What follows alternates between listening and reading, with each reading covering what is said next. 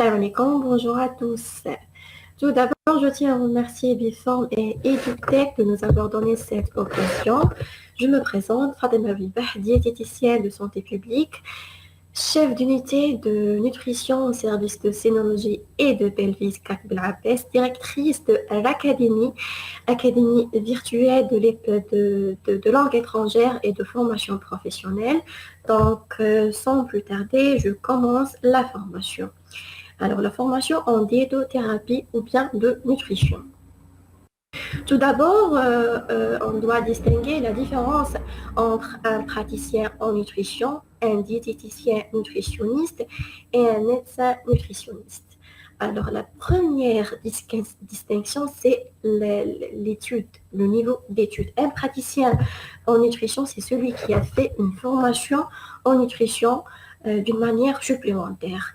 Un diététicien nutritionniste qui a un bac plus 3, c'est l'équivalent de BTS en France, BTS en nutrition. Et le médecin nutritionniste, c'est celui qui a fait un bac plus 7 en médecine et puis une spécialité de nutrition. Alors, la deuxième des choses, c'est la prescription des médicaments. Alors, un praticien en nutrition ou là, un diététicien nutritionniste n'ont pas le droit de prescrire les médicaments, mais ils ont le droit de prescrire les compléments alimentaires oraux.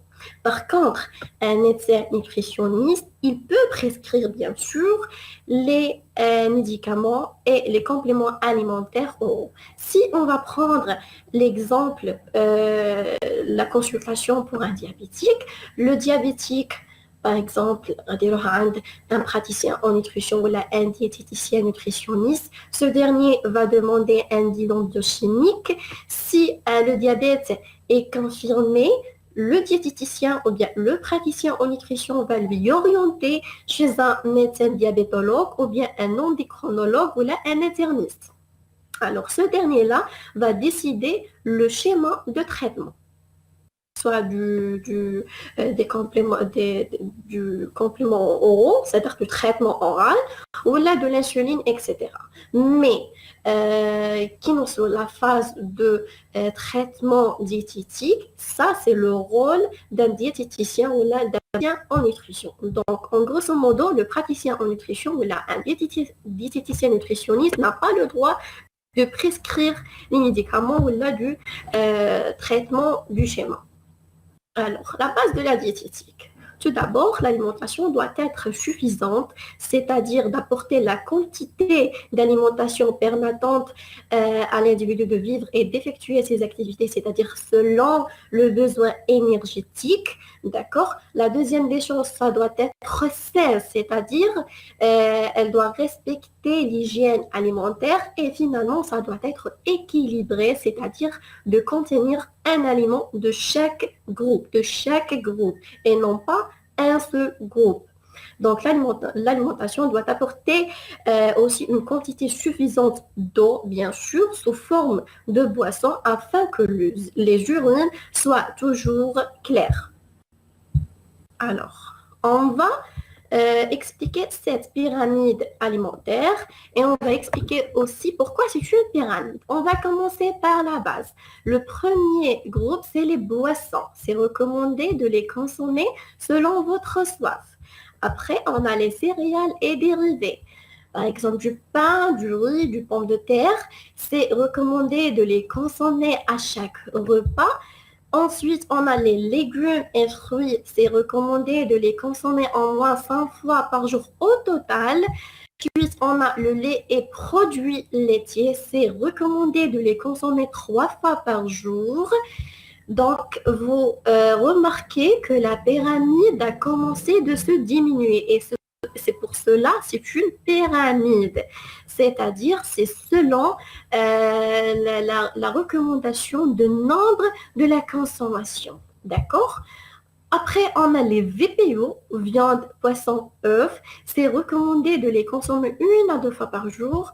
Ensuite, on a les matières grasses. C'est recommandé de les limiter. Ensuite, on a aussi au bout les sucreries. C'est recommandé aussi de les limiter. Alors, les sucres et produits sucrés sont riches en glucides par rapport à d'autres groupes.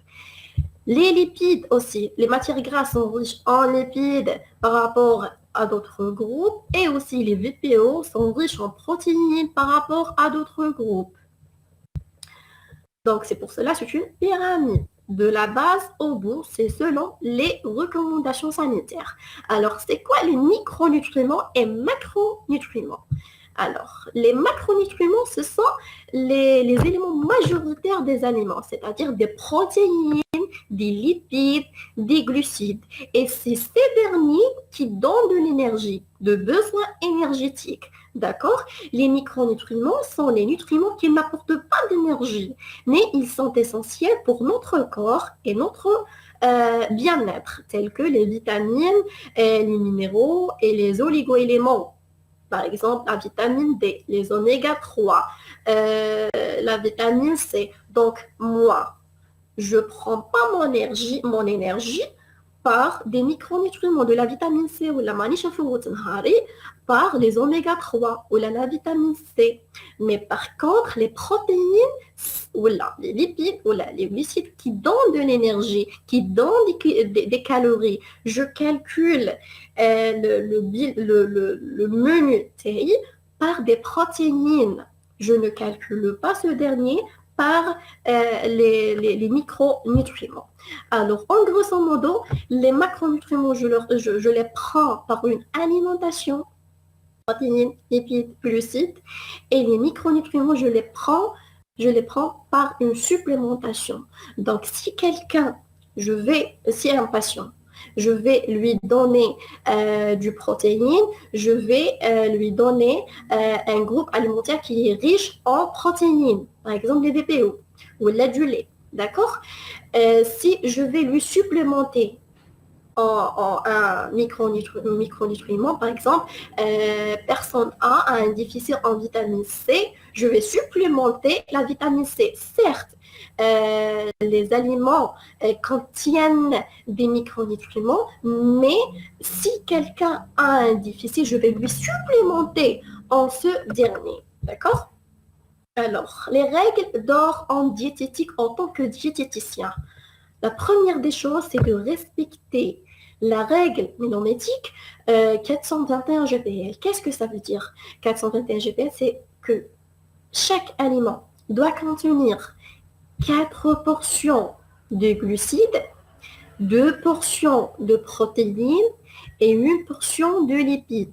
Si je vais prendre un exemple en déjeuner, je vais lui donner, ce patient, du pain, de légumes sautés, de viande hachée, du yaourt et une banane. Donc 421 GPL, le pain il est riche en glucides, les légumes sont riches en glucides, le yaourt aussi contient du glucide et la banane, elle contient du glucide. Donc 4 G.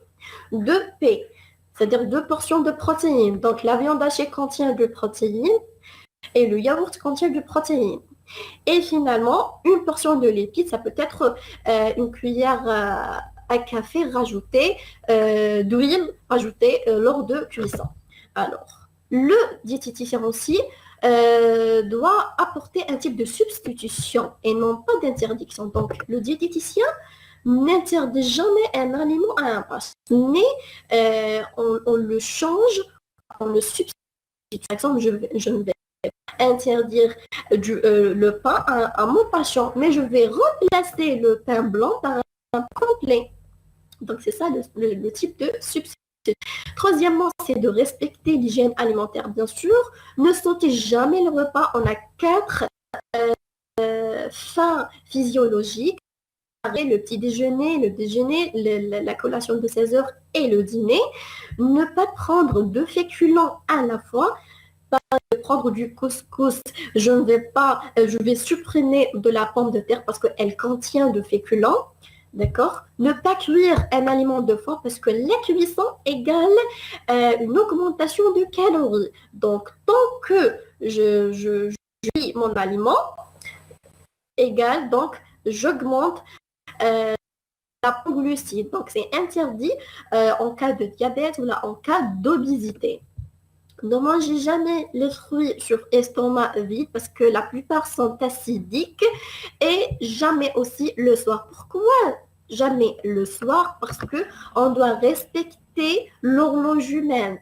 Donc, dans l'horloge humaine, le soir, le pancréas va va se reposer le soir. Donc, il ne va pas dégrader correctement les glucides consommés après 19 heures. Et d'éduquer le patient, votre patient, pour écouter son corps, c'est-à-dire de faire une liaison entre aliments et symptômes. Et aussi de cesser les régimes miracles, tels que le régime cétogène, ou là, le régime draconien, etc., soi-disant qui sont riches, qui sont efficaces pour diminuer l'apport calorique, mais sont néfastes pour le corps. Et finalement, c'est de s'hydrater. Hydrater notre corps au minimum 1,5 litre d'eau par jour. Alors, la répartition calorique journalière. Donc, après le calcul d'apport énergétique selon le sexe, l'activité physique et l'âge, je répartis cette ration calorique au cours de la journée. Donc, par exemple, le petit déjeuner va prendre de 20 à 25%, le déjeuner va prendre de 40 à 45% et le dîner va prendre de 25 à 35% de cette ration calorique. Mais aussi cette dernière, on la répartit selon l'apport en protéines, en lipides et en glucides, comme c'est affiché.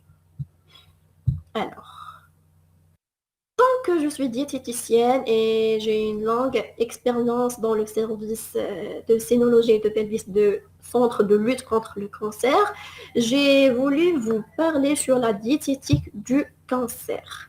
Alors, on sait tous que le cancer, c'est une maladie multifactorielle. Ça peut être dû aux déterminants individuels tels que le sexe, la génétique de patients. Ça peut être aussi dû à l'environnement, telles que l'exposition aux certaines radiations, etc. Mais aussi, c'est dû aux déterminants comportementaux, c'est-à-dire à cause de notre comportement alimentaire, le cancer est apparu. Alors, parmi ces facteurs modifiables, on a l'alimentation déséquilibrée. D'accord, qui a un rôle sur la prévention primaire, c'est-à-dire avant l'apparition du cancer, et aussi dans la prévention secondaire, c'est-à-dire après le traitement médical du cancer et en phase de surveillance, c'est-à-dire pour prévenir les récidives ou bien les rechutes.